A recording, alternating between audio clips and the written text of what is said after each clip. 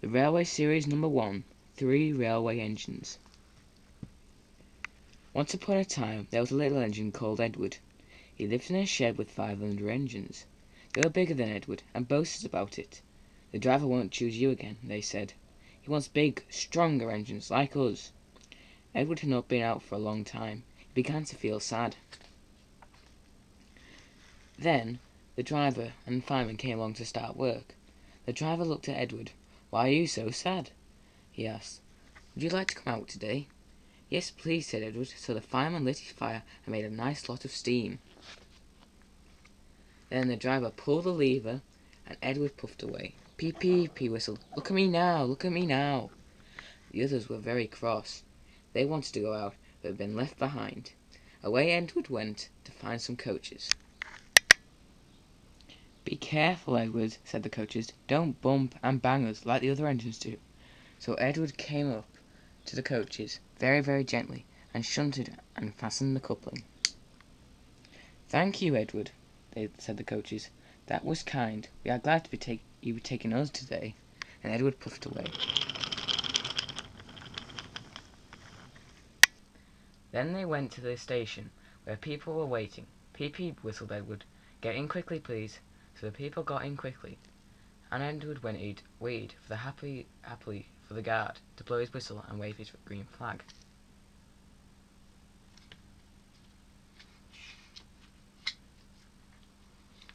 He waited and waited. There was no whistle and no green flag. Peep, peep, peep, peep, peep. Where was the guard? Edward was getting anxious. The driver and fireman asked the station master, "Have you seen the guard?" "No," he said. They asked the porter, "Have you seen the guard?" "Yes, last night," said the porter. Edward began to get cross. "Are we ever going to get started?" he asked. Just then a little boy shouted, "Here he comes!" and the guard was running down the street with his flags in one hand and his sandwich in the other.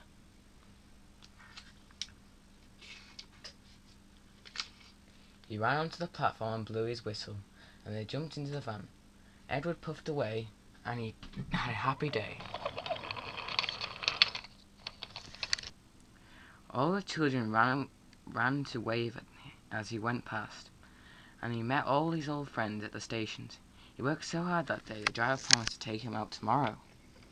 "I'm going to go out again tomorrow," he told the other engines that night at the shed.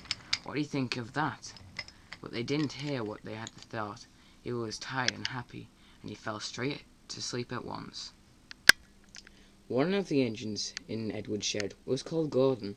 He was very big and very proud.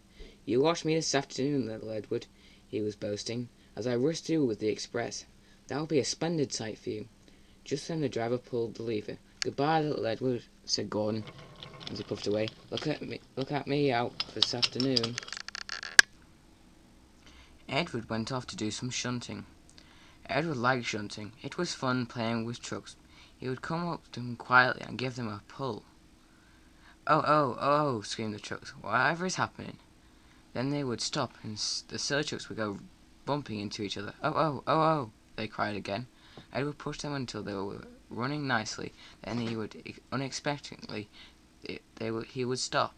One of them would be sure to run into another, and another. Edward played until there were no more trucks. Then he stopped to rest. Presently he had heard a whistle.